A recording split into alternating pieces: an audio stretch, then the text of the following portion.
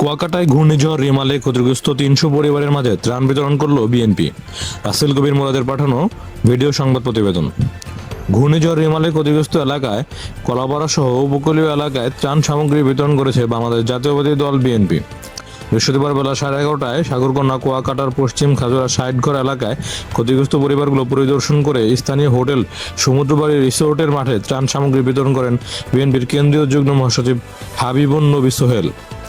এ সময় ক্ষতিগ্রস্ত প্রায় 300 পরিবারের মাঝে চাল, ডাল, তৈলসহ নিত্য সামগ্রী বিতরণ করেন।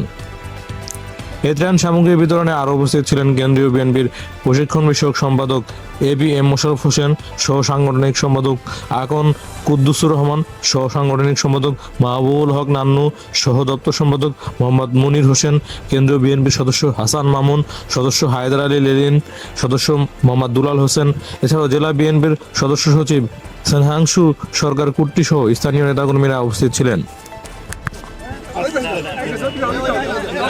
উপর নানা রকম সমস্যা আসে, কিন্তু একজনকে দেখাতে বাধ্য হয়। আমাদের সেই সংগতি নাই, কিন্তু আমাদের মন আছে, আমাদের হৃদয় আছে। আমরা আপনাদের পাশে দাঁড়াতে চাই এবং আজকে আমরা দেখ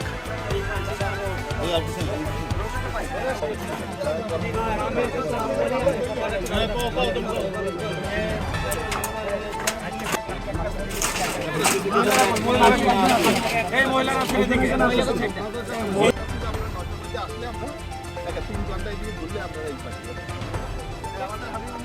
কেন্দ্রীয়